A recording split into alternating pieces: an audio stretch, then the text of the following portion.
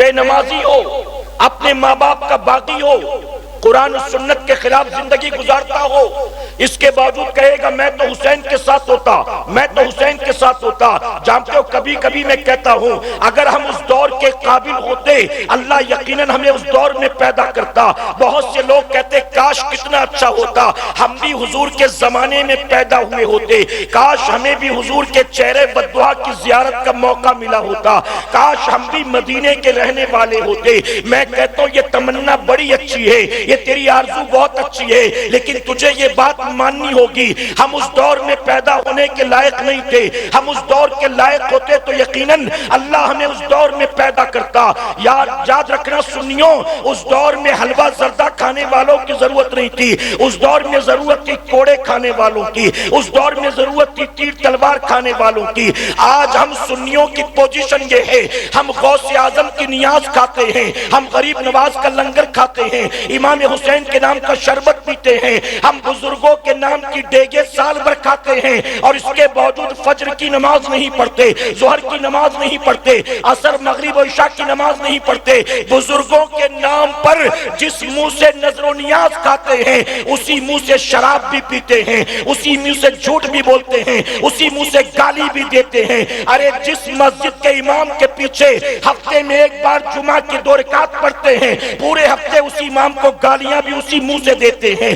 آج ہماری قوم کے جوان کی پوزیشن یہ ہے جس منہ سے امام حسین کا نام لیتا ہے اسی منہ سے چرس چلم گانجا بھی پیتا ہے، اسی منہ سے نشاور چیزیں بھی استعمال کرتا ہے، اسی منہ سے اپنی ماں کو جھڑکی بھی دیتا ہے، اسی زبان سے اپنے باپ کو دھمکی بھی دیتا ہے، اسی منہ سے سیٹیاں بھی بجاتا ہے، غیروں کی بہو بیٹیوں کو چھیڑتا بھی ہے، گندی گندی باتیں بھی کرتا ہے، اسی منہ سے غزلیں گنگناتا ہے، اسی منہ سے گانا گنگناتا ہے۔ اے سرکار مدینہ کے پیادوانوں، ہم پیٹ بھر کر صبح شام کھانے کے باوجود اللہ کا سجدہ نہیں کرتے۔ اس دور میں حلوہ زردہ کھانے والوں کی ضرورت نہیں تھی، ہم اس دور کے لائق ہوتے تو اللہ یقیناً ہمیں اس دور میں پیدا کرتا۔ اس دور میں ضرورت تھی حضرت بلال کی، سلمان فارسی کی، صدیق اکبر کی، عمر فاروق اعظم کی، مولا کائنات کی، سیدنا عثمان غنی کی، جو سب کچھ لٹا کر نبی پر، سب کچھ لٹا کر نبی پر اللہ کا شکر ادا کیا کرتے تھے۔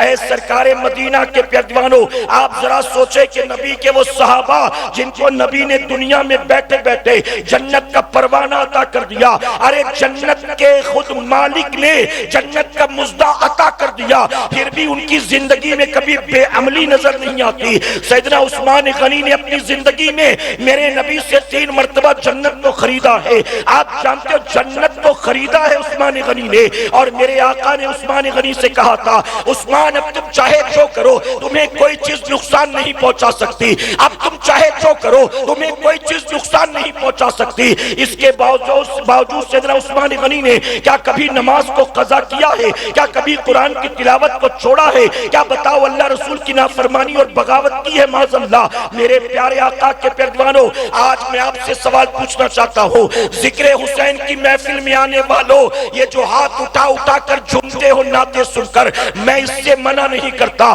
لیکن میں آپ سے ایک سوال پوچھنا چاہتا ہوں، اللہ کے محبوب نے کس چیز کو اپنی آنکھوں کی ٹھنڈک قرار دیا ہے؟ کیا نعتوں کو نبی نے آنکھ کی ٹھنڈک قرار دیا یا سجدوں کو نبی نے آنکھ کی ٹھنڈک قرار دیا؟ ارے جن نمازوں کو ہم چھوڑے بیٹھے ہیں نبی نے ان نمازوں کو آنکھوں کی ٹھنڈک قرار دیا، اور 1450 سال پہلے نبی نے بتا دیا نماز میرے آنکھوں کی ٹھنڈک ہے۔ اور میں نے آپ کے یوپی میں، بہار میں، اڑیسہ میں، ویسٹ بنگال میں دیکھا ہے، ہاتھ جوڑ کر تلخ بات عرض کرنا چاہوں گا، ہمارے یہاں جلسہ فجر کی اذان تک ہوتا ہے، اور جب مسجد سے فجر کی اذان شروع ہوتی ہے یہاں منبر پر صلاۃ و سلام شروع ہوتا ہے، اور اس کے بعد گاؤں کی مسجد میں جا کر دیکھیں ایک مسجد کا امام اور گاؤں کے 3-4 بوڑھے ہوں گے، وہ جو نعتخواں کی نعتیں سن کر رات کو ہاتھ کو جھنڈا بنا کر لہراتے ہیں اور داد دیتے ہیں اور تعریفیں کرتے ہیں، ہنگامہ آرائی کرتے ہیں۔ وہ جوان فجر کی نماز میں اللہ کے گھر میں نظر کیوں نہیں آتا؟ نبی نے اسی لیے کہہ دیا میری محبت کا معیار یہ ہے، اگر تم مجھ سے محبت کرتے ہو تو میری محبت کی ضمانت و دلیل یہ ہے تم اللہ کے سجدوں کے پابند بن جاؤ۔ اور میرے پیارے آقا کے پیروانوں، اسی سجدے کو بچانے کے لیے امام حسین کربلا کے میدان میں آئے۔ میں پوچھتا ہوں کربلا میں شربت تھا؟ کربلا میں کھچڑا تھا؟ کربلا میں ڈیگیں بنی تھی؟ کربلا میں کوئی نذرانہ دینے والا تھا؟ میدان کربلا میں کیا تھا؟ سب لٹا کر آئے تھے۔ یاد رکھنا، لوٹنا یزید کا کام ہے، لٹانا امام حسین کا کام ہے۔ ہم کائے کے حسینی، کس بات کے حسینی؟ آپ نعت شریف سنیں فجر تک، لیکن فجر کی نماز نہ پڑھیں۔ آپ ہر آس پاس کے 25 گاؤں کا جلسہ اٹینڈ کریں۔ آج فلاں گاؤں میں وہ آ رہے، چلو ہم جائیں گے۔ آج فلاں گاؤں میں دستار بندی، چلو جائیں گے۔ آج فلاں گاؤں میں اس سے چلو جائیں گے۔ آپ سال بھر یہ سب کچھ کرتے رہیں اور نماز کے پابند نہ بنے تو میں منبر پر موجود ہوں، علماء کی ذمہ داری، علماء کی موجودگی میں ذمہ داری کے ساتھ کہوں گا، اگر آپ نے نماز پنجگانہ کی پابندی نہیں کی، میرے نبی نے فرمایا قیامت میں سب سے پہلا حساب نماز کا ہوگا۔ اگر نماز صحیح ہے سب کچھ اللہ قبول کر لے گا، اور نماز صحیح نہیں ہے تو جو کچھ لے کر آیا ہے وہ سب اٹھا کر منہ پر مار دیا جائے گا۔ میرے امام نے اعلیٰ حضرت عظیم البرکت نے فرمایا، نماز عشاء کے بعد دینی محفل میں شرکت کی وجہ سے فجر کی نماز قضا ہونے کا اندیشہ ہے تو دینی جلسے میں مت جا، سو جا تاکہ فجر کی نماز تو ادا کر سکے۔ یہ میرے امام نے کہا، سو جا۔ آج ہمارے یہاں منقبت پڑھی جاتی ہے اعلیٰ حضرت کی، اعلیٰ حضرت کا نام لیتے ہی عوام چارج ہو جاتی ہے، عوام کے اندر ایک الگ ہی جذبہ پیدا ہو جاتا ہے اعلیٰ حضرت کے نام کو سن کر۔ لیکن اعلیٰ حضرت کے فرمان پر کتنے % لوگ عمل کر رہے ہیں؟ اعلیٰ حضرت نے نماز کی پابندی کے لیے نہیں کہا، اعلیٰ حضرت نے داڑھی رکھنے کے لیے نہیں کہا، اعلیٰ حضرت نے قرآن کی تلاوت کے لیے نہیں کہا۔ میرے پیارے آقا علیہ الصلوۃ والتسلیم کے پیروانوں، دن رات اللہ کی نعمتیں کھانے کے بعد اللہ کا سجدہ کرنے کو یہ قوم تیار نہیں ہے، اور اس کے بعد کہتے ہیں حضرت مارے جا رہے ہیں، حضرت دیکھیے تنگ کیے جا رہے ہیں، حضرت دیکھیے ہم کو نوکری نہیں ملتی، حضرت دیکھیے ہم جہاں جاتے ہیں تعصب کی وجہ سے ہم آگے نہیں بڑھ پاتے۔ میں کہتا ہوں پوری دنیا کے سامنے اپنا یہ شکوہ شکایت کرنا بند کر دے۔ جس دن سے قوم مسلم نے اپنے رب کی بارگاہ میں سچے دل سے توبہ کر لی، رب کی بارگاہ میں پلٹ آیا اور رجوع کر لیا، میں ذمہ داری کے ساتھ کہتا ہوں اور یہ بات ہمیشہ سے کہتا ہوں، اے ہندوستان کے مسلمانوں، جس دن تم نے اللہ کی بارگاہ میں توبہ کی اور اپنے رب کی بارگاہ میں تم نے رجوع کر لیا، اللہ تمہیں اسی دن وہ عزت دوبارہ عطا کرے گا جو عزت اللہ نے سلطان الہند غریب نواز کو عطا فرمایا۔ امام علی مقام امام حسین رضی اللہ تعالیٰ عنہ اپنوں کی لاشوں کے سامنے سجدہ نہ چھوڑے۔ امام حسین 3 دن کے بھوکے پیاسے رہ کر سجدہ نہ چھوڑے۔ امام حسین یقین تھا کہ 22,000 ننگی تلواریں میرے خون کی پیاسی، سجدے میں سر جھکا تو اٹھانے کا موقع نہیں ملے گا، پھر بھی سجدہ نہ چھوڑے۔ اور آج امام حسین کے نام پر جلسہ ہوتا ہے، آنے والے عشاء پڑھ کر نہیں آتے اور جانے کے بعد فجر کی نماز میں نظر نہیں آتے، اور کہتے ہیں ہم حسینی لوگ ہیں، حسینی لوگ ہیں۔ کائے کے حسینی؟ محض تعزیے کے، رسم و رواج کے، زبانی جمع خرچ کے، ان کے نام پر کچھ کھانے پینے کو مل جائے، ان کے نام پر 100-200 چندہ دے دے، ان کے نام پر گاؤں میں ایک بڑا جلسہ کر، بس یہی؟ امام علی مقام سے محبت ہے تو یاد رکھنا، حسین سے محبت زبانی جمع خرچ کا نام نہیں ہے، اپنے امام کے نقش قدم پر چلنا یہ امام کی محبت ہے، اپنے امام کی سیرت کو اپنانا یہ امام کی محبت ہے۔ امام حسین کا تقوی کیسا تھا، آپ کی شب بیداری کیسی تھی، آپ کی عبادت کا عالم کیسا تھا، آپ کے خوف خدا کا عالم کیسا تھا، آپ کے عشق رسول کا عالم کیا تھا، امام علی مقام کے سجدے کیسے تھے، امام علی مقام کی تلاوت کیسی تھی، امام علی مقام کا اخلاق کیسا تھا، امام علی مقام کا کردار کیسا تھا۔ ہمیں کچھ بھی نہیں پتا ہے، ہم محض رسم و رواج والے حسینی ہیں۔ حسین کے نام پر جمع ہو جاؤ، نعرہ لگا لو اور کچھ کھا پی کے گزر جاؤ، اپنی زندگی میں کوئی تبدیلی نہیں لانا۔ اے میری قوم کے جوانوں، میں آپ سے سوال پوچھتا ہوں، ہر صبح اٹھ کر چہرے سے داڑھی منڈانا یہ حسین کا کام ہے کہ یزید کا کام ہے؟ کس کا کام ہے؟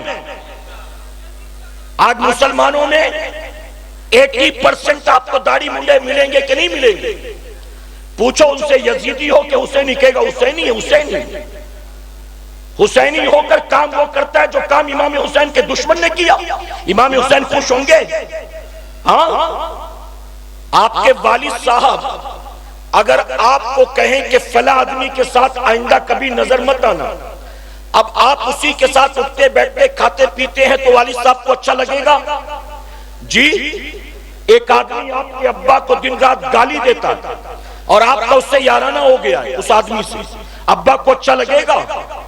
جی، ارے آپ کے چھوٹے بچے نے کوئی غلطی کی اور اس غلطی پر کسی نے اس کا کان مروڑ دیا یا تھپڑ مار دیا، فوراً آپ کے تیور بدل جاتے، آپ کہتے ہو اگرچہ میرے بچے نے غلطی کی، آپ نے ہاتھ کیسے اٹھایا مجھے بتانا تھا، آپ کو یہ حق کس نے دیا، آپ نے کیوں مارا میرے بچے کو؟ اگرچہ ماں باپ جانتے کہ میرا بچہ شرارتی ہے، بدماش، پھر بھی کہتے آپ کو کس نے اجازت دی مارنے کی؟ آپ مجھ سے شکایت کرتے میں مارتا، آپ نے کیسے مارا؟ آپ کو اولاد سے اتنا پیار، آپ کو ماں باپ سے اتنا پیار، لیکن امام حسین سے کتنا پیار؟ دعویٰ کرتے ہو حسین سے محبت کا اور کام وہ کرتے ہو جو امام حسین کا دشمن یزید پلید کرتا تھا۔ میرے پیارے آقا کے پیردوانوں، میری دو باتیں ذہن میں محفوظ کر لیجئے، آپ توجہ ہے نا آپ کی جو سن رہے ہیں کہ سبحان اللہ؟ میں نے کہا نا ایک ٹائم کے بعد میں آدمی انتظار کرتا ہے کہ اب کوئی اور آئے، اب کچھ اور ہو، یہی وجہ کہ تھوڑا اپنا پروگرام جو تھوڑا شارٹ ہونا چاہیے تاکہ سب کو پرائم ٹائم مل سکے اور سیکھنے والے بھی صحیح طور پر سیکھ سکیں۔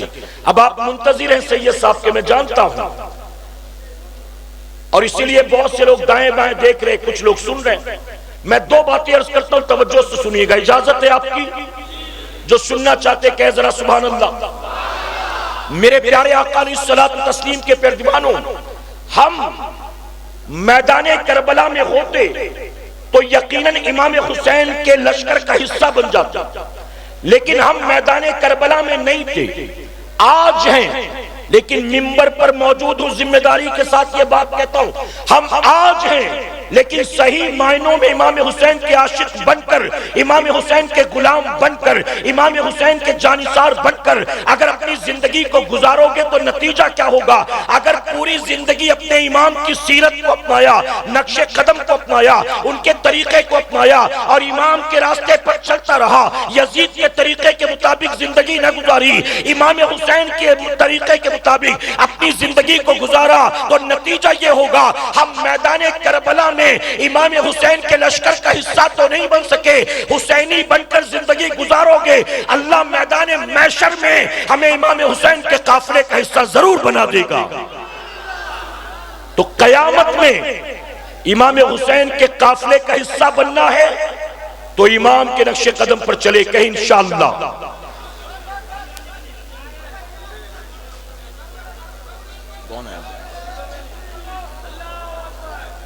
جب سید صاحب قریب آ جائیں تو آپ کھڑے ہو جائیں اور نعرہ بھی لگائیں، وقت بھی کافی ہو گیا، بس سید صاحب آئیں گے 5 منٹ میں انشاءاللہ مائک ان کے حوالے کر دیا جائے گا۔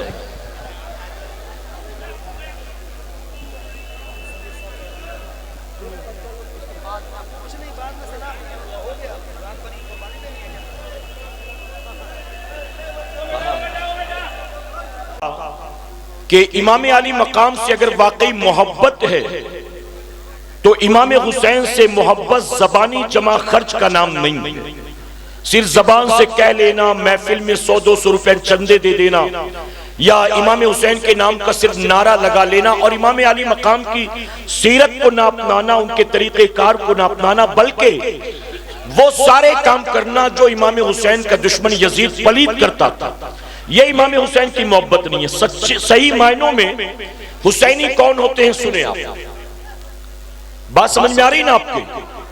صحیح معنوں میں امام حسین سے محبت کرنے والے کون؟ آج ہم رسم و رواج میں الجھ کر رہ گئے، کھچڑا مل جائے، شربت مل جائے، تعزیہ ہو، علم ہو، نعرہ ہو، میلہ ہو، ڈول نگاڑا ہو تو ہم حسینی ہیں۔ حقیقت میں امام حسین سے محبت کون کرتا؟ حسینی ہوتے کون؟ 10 محرم الحرام کی رات تھی جسے کہتے شب عاشور، امام علی مقام کو پتا تھا کہ کل صبح سے جنگ کا آغاز ہونا، امام حسین، بڑی تفصیلی گفتگو ہے لیکن مختصراً حسینی ہوتا کون؟ امام علی مقام اپنے ساتھیوں کے خیمے میں آتے ہیں، اپنے 72 جو ساتھی تھے نا ان کے خیمے میں آپ نے اپنے ساتھیوں سے مخاطب ہو کر کہا کہ میرے ساتھیوں، تم نے اب تک میرے لیے جو کچھ بھی کیا نا میں اسے کبھی نہیں بھول سکتا، میں تم سب سے راضی ہوں اور میں وعدہ کرتا ہوں کہ قیامت کے دن نانا کی بارگاہ میں تمہاری سفارش کروں گا، تم میرے لیے 3 دن سے بھوکے پیاسے ہو، میں نانا سے کہہ کر ان کے ہاتھوں سے تمہیں حوض کوثر کا جام پلاؤں گا، میں نانا سے تمہاری شفاعت کرواؤں گا، تم نے میرے لیے جو کچھ کیا میں اس سے راضی ہوں، لیکن اب میں چاہتا ہوں کہ تم سب واپس چلے جاؤ۔ اس کی وجہ کہ یزید کا جھگڑا تم سے نہیں بلکہ مجھ سے، یزید میری بیعت پر اڑا ہے، کل جب صبح ہوگی تو تیر تلوار چلیں گے، ایسے میں اگر تم میرے ساتھ ہوئے نا تو تم کو بھی ممکن ہے کہ قتل کر دیا جائے، میری وجہ سے تم بھی شہید کر دیے جاؤ، اس لیے میں یہ چاہتا ہوں کہ تم سب چلے جاؤ۔ امام علی مقام نے یہ اعلان کر دیا لیکن پورے خیمے میں سناٹا چھایا ہوا تھا۔ امام حسین نے کہا میں نے کہا نا میں تم سے راضی ہوں، جاؤ، کوئی اپنی جگہ سے 1 انچ بھی نہیں ہلا۔ خیمے کے اندر ایک چھوٹا سا چراغ جل رہا تھا، آپ نے فرمایا کہ چراغ کی روشنی میں تمہیں میرا چہرہ نظر آ رہا ہے نا، اس وجہ سے شاید تم سے باہر نکلا نہیں جاتا، میں روشنی کو دھیما کر دیتا ہوں، خیمے میں اندھیرا کر دیتا ہوں، تم اندھیرے کا فائدہ اٹھا کر چلے جاؤ، مجھے تم سے کوئی شکایت نہیں ہے، میں تم سب سے راضی ہوں۔ یہ کہہ کر میرے امام نے چراغ کی روشنی کو لو کو دھیما کر دیا، کافی دیر تک خیمے میں سناٹا چھایا رہا، اتنا اندھیرا کہ ہاتھ کو ہاتھ سجائی نہیں دیتا تھا، کون کہاں کھڑا ہے دکھائی نہیں دیتا تھا۔ کافی دیر کے بعد میرے امام نے پھر چراغ کی روشنی کو تیز کیا، جب امام حسین نے چراغ کی لو کو تیز کیا تو آپ یہ دیکھ کر حیران رہ گئے، آپ کا جو ساتھی جہاں کھڑا تھا 1 انچ بھی اپنی جگہ سے کوئی نہیں ہلا، بلکہ سب کے سب وہیں پر موجود تھے۔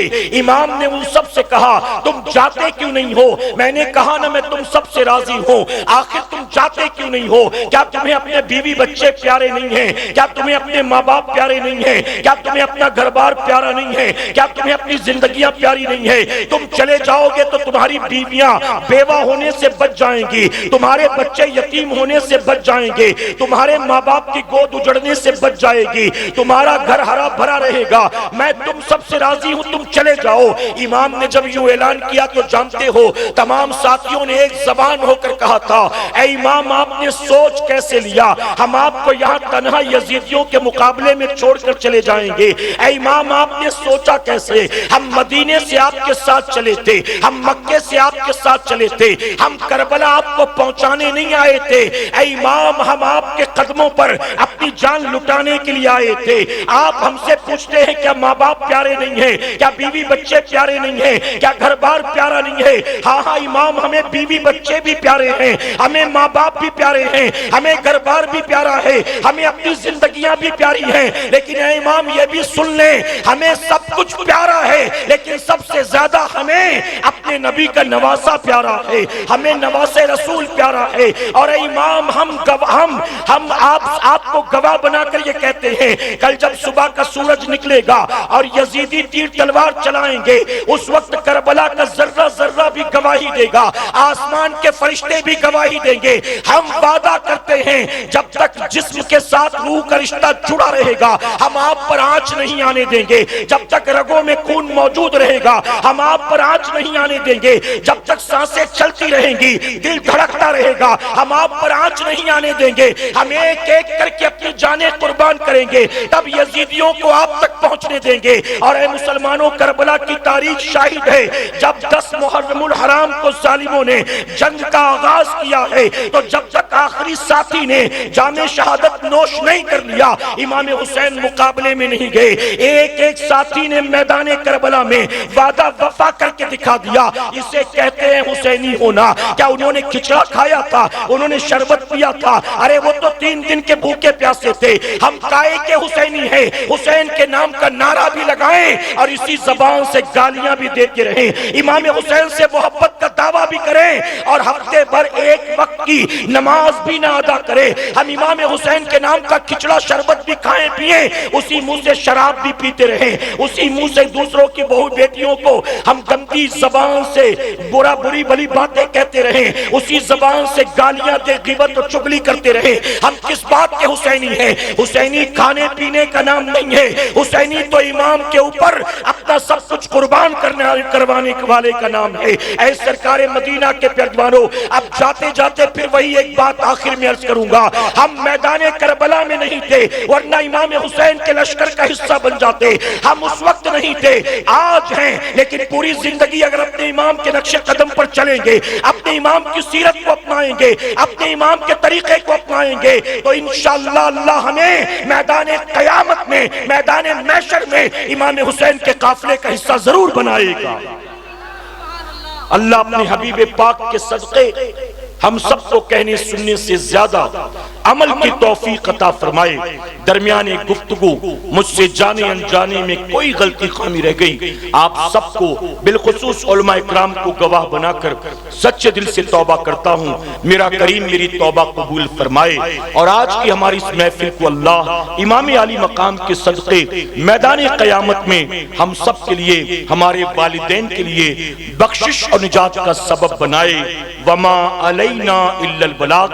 ایک اعلان کرنا چاہوں گا میرے پیارے آقا علیہ الصلوۃ والتسلیم کے پیروانوں، اس وقت آپ کے گاؤں کا یہ پورا جلسہ جو ہے لائیو ٹیلی کاسٹ ہو رہا ہے عالمی تحریک سنی دعوت اسلامی کے آفیشیل یوٹیوب چینل پر، جس کا نام ہے SDI سنی دعوت اسلامی کا شارٹ فارم ہے SDI۔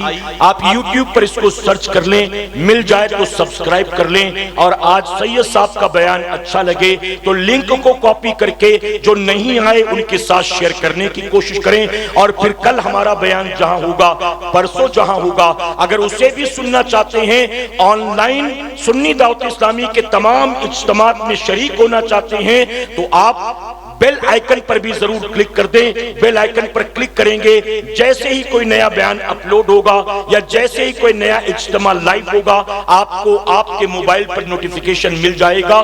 تو SDI چینل کو آپ ضرور سبسکرائب کر لیں۔ اللہ ہم سب پر اپنا خاص فضل و کرم فرمائے۔ السلام علیکم ورحمۃ اللہ وبرکاتہ۔ جتنوں نے یہ مان لیا کہ جنت کا باغ، ذرا وہ کہیں سبحان اللہ۔ اب جنت کے باغ میں بیٹھے ہو، بتائیے جنت کے باغ میں کوئی اپنی مرضی سے داخل ہو سکتا ہے؟ جنت کے باغ میں کوئی اپنی مرضی سے جا سکتا ہے؟ آپ دنیا میں کسی کے باغ میں اپنی مرضی سے نہیں جا سکتے جب تک کہ باغ کا مالک اجازت نہ دے۔ جب دنیا میں باغ کے مالک کی اجازت کے بغیر اس کے باغ میں جا نہیں سکتے، جو جنت کے باغ میں ظاہر ہے کہ اپنی مرضی سے آ کر نہیں بیٹھے بلکہ جنت کے مالک کی مرضی سے آ کر بیٹھے ہوئے۔ اب جنت کے باغ میں علماء موجود ہیں، سنیں آپ، حدیث شریف میں آتا ہے کہ کل قیامت کے دن جنتی جنت میں داخل کر دیے جائیں گے، جہنمی جہنم میں جھونک دیے جائیں گے۔ پھر ہوگا یہ کہ جس کے سینے میں رائی کے دانے کے برابر ایمان ہوگا، حضور اکرم صلی اللہ علیہ وسلم کی شفاعت کے صدقے ایسے جہنمی کو جہنم سے نکال کر جنت میں داخل کر دیا جائے گا۔ حدیث شریف میں آتا ہے کہ قیامت کے دن جہنمی کو جہنم سے نکال کر جنت میں تو داخل کر دیا جائے گا، لیکن جو جنتی ایک بار جنت میں چلا گیا اب اس کو جنت سے نہیں نکالا جائے گا۔ جہنمی کو تو ممکن ہے جہنم سے نکال کر جنت میں داخل کر دیا جائے، لیکن جنتی جب جنت میں چلا گیا اب جنت سے اس کو نکالا نہیں جائے گا۔ پتہ چلا جب میرے کریم نے جیتے جی ہم جیسے گناہگاروں کو زمین پر جنت کے باغ میں بیٹھنے کا موقع دے دیا، جب میرے کریم نے دنیا میں جنت کے باغ میں بیٹھنے کا موقع دیا ہے تو مرنے کے بعد بھی اللہ ہمیں جنت سے نہیں نکالے گا۔ جب زمین پر جنت میں بٹھایا ہے مرنے کے بعد بھی میرا کریم جنت عطا فرمائے گا۔ اور ہم اس جنت کی بات کر رہے ہیں جس جنت کے سردار حسنین کریمین امام علی مقام. اب میرے پیارے آقا کے پیروانوں یہ محبتوں کی بات ہو گئی، ایک عمل کی بات بھی لیتے جائیں. کہاں بیٹھے ہیں اس وقت آپ؟ کہاں بیٹھے ہیں؟ جن جن کو یقین ہے سینے سے آواز آئے کہاں بیٹھے ہیں؟ اب جن کو یقین ہے کہ جنت کے باغ میں بیٹھے ہیں تو جنت کے باغ سے اٹھ کر جب گھر جائیں گے تو یہ طے کر کے جانا کہ جنت کے باغ سے ہو کر آ رہے ہیں. اب جنت کے باغ سے ہو کر آنے کے بعد جہنم میں جانے والا کام نہیں کریں گے. اب جنت کے باغ میں بیٹھے ہیں تو زندگی بھر جنت میں جانے والے ہی کام کریں گے انشاءاللہ. یہاں سے نکل کر جہنم میں جانے والا کام کرو گے. شب برات میں میرے نبی نے فرمایا قبیلے بنو کلب کی بکریوں کے بالوں کے برابر اللہ جہنمیوں کو جہنم سے آزاد کر دیتا ہے. حدیث شریف سنیے نا آپ نے. قبیلے بنو کلب جو عرب کا اتنا بڑا قبیلہ تھا اور ان کا پیشہ تھا بکریاں پالنا، تو ان کی بکریوں کے بالوں کے برابر، یعنی کاؤنٹ لیس، انگنت، شمار نہیں کر سکتے. اللہ 15 شعبان کی شب بے شمار جہنمیوں کو جہنم سے آزاد کر دیتا ہے. لیکن صبح اٹھ کے پھر وہ شراب پیے تو جہنم میں جائے گا کہ نہیں؟ صبح اٹھ کر پھر اپنے ماں باپ کو گالی دے، صبح اٹھ کر پھر سیٹی بجائے، تالی بجائے، گندے گندے گانے سنے تو جہنم میں جائے گا کہ نہیں؟ تو اللہ نے تو آج کی رات تیری مغفرت کا سامان کر دیا اور تجھے جہنم سے آزاد کر دیا، لیکن صبح اٹھنے کے بعد نئے سرے سے تو نے پھر جہنم میں جانے کا سامان جمع کرنا شروع کر دیا. تو قصوروار تو ہے، قصور تیرا ہے. تو اس لیے سنیوں یاد رکھنا، ذکر حسین کی بابرکت محفل سے اٹھ کر جانا تو ذہن میں یہ خیال ہمیشہ ہونا چاہیے، اے میرے کریم میں اگرچہ گناہگار و سیاہکار تھا لیکن تو نے جنت کے باغ میں جیتے جی بیٹھنے کا موقع دیا. اے اللہ جنت کے باغ میں بٹھایا ہے تو اب مجھے تو ایسا بنا دے کہ میں جنتیوں کے راستے پر چلوں، اب میں جہنمیوں والے کام نہ کروں. اور اگر زندگی جنتیوں کے طریقے کے مطابق گزارو گے تو یقین جانو اللہ دنیا میں عزت عطا کرے گا اور بعد مرنے کہ اللہ جنت عطا فرمائے گا. میرے پیارے آقا علیہ الصلوۃ والتسلیم کے پیروانوں، امام علی مقام امام حسین رضی اللہ تعالیٰ عنہ حضور اکرم صلی اللہ علیہ وسلم کی چچی حضرت ام فضل رضی اللہ تعالیٰ فرماتی ہیں امام حسین گود میں تھے. توجہ ہے نا آپ کی؟ امام حسین گود میں تھے، ان کو لا کر میں نے حضور اکرم صلی اللہ علیہ وسلم کی گود میں رکھ دیا. میرے آقا صلی اللہ علیہ وسلم نے امام حسین کو دیکھا، اس کے بعد اپنے چہرے کو پھیر لیا. حضرت ام فضل کہتی میں حیران، ایک بار بچے کو دیکھا پھر چہرہ پھیر لیا، کیا بات ہے؟ آپ کہتی جس طرف میرے نبی کا رخ تھا میں اس طرف گئی تو میں نے جب نبی کے چہرے مبارک کو دیکھا تو میں دیکھ کر حیران کہ میرے نبی رو رہے ہیں، آپ کی آنکھوں میں آنسو ہیں. حضرت ام فضل کہتی یا رسول اللہ صلی اللہ علیہ وسلم آپ حسین کو دیکھ کر رونے لگے، رونے کی وجہ کیا ہے؟ تو جانتے میرے نبی نے کیا فرمایا؟ آپ نے فرمایا ام فضل مجھے جبرائیل نے یہ آ کر خبر دی ہے میرے اس بیٹے کو میرا ہی کلمہ پڑھنے والے قتل کر دیں گے، میرے اس بیٹے کو میرا ہی کلمہ پڑھنے والے قتل کر دیں گے. اور اسی لیے آج میں نے اسے دیکھا تو مجھے وہ دن یاد آ گیا جب میرے بیٹے کو میرے اپنے کلمہ پڑھنے والے قتل کریں گے.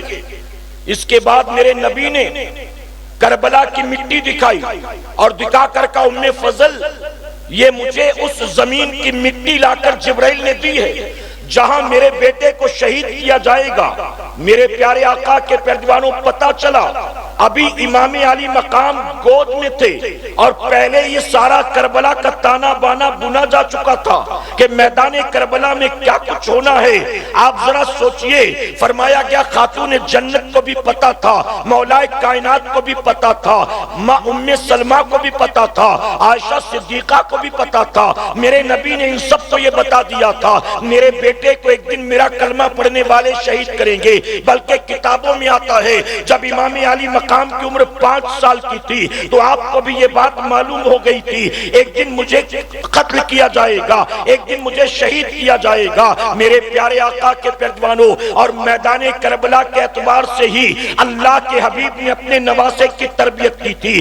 اب میں آپ سے ایک سوال پوچھتا ہوں، اگر آپ میدان کربلا میں ہوتے، اگر آپ کربلا کے میدان میں 61 ہجری میں ہوتے، آپ یزید کا ساتھ دیتے کہ امام حسین کا ساتھ دیتے؟ ارے بابا، جیسے محمد علی بھائی کو داد دے رہے تھے ویسے میرے سوال کا جواب دو نا۔ اگر